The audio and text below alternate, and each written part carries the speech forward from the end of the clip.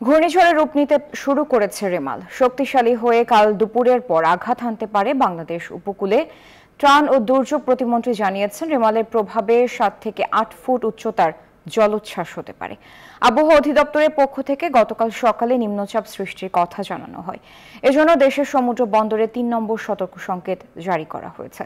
এদিকে ঘূর্ণিঝড়ের প্রস্তুতির বিষয়ে জরুরি বৈঠক করেছে দুর্যোগ মন্ত্রণালয়। ত্রাণ প্রতিমন্ত্রী জানান, ঘূর্ণিঝড় মোকাবেলায় মন্ত্রণালয়ের প্রস্তুতি রয়েছে। 80,000 স্বেচ্ছাসেবক ও উপকূলে 4,000 আশ্রয় কেন্দ্র প্রস্তুত রাখা হয়েছে।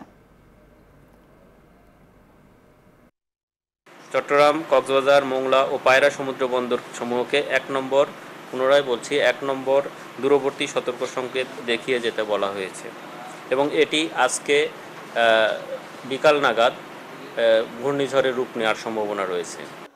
আমাদের খাবার এবং বিভিন্ন সহযোগিতার জন্য আমরা বর্তমানে তৈরি হয়ে আছি এবং আমাদের বর্তমানে যেহেতু 1 এবং হয়তো 2-3 ঘন্টার ভিতরে 3-4-এ চলে যাবে। 4-এ চলে যাওয়ার সাথে সাথে আমরা আমাদের সমস্ত প্রায় 80,000 যে স্বেচ্ছাসেবক বাংলাদেশের আমরা প্রস্তুত রেখেছি।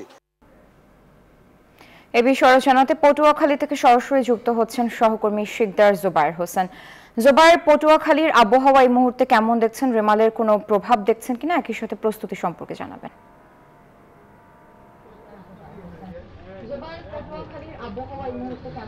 সারা, আপনাকে ধন্যবাদ। ঘূর্ণিঝড় রেমালের প্রভাবে আজ বিকালে কিন্তু হালকা ধরনের বৃষ্টি হয়েছে।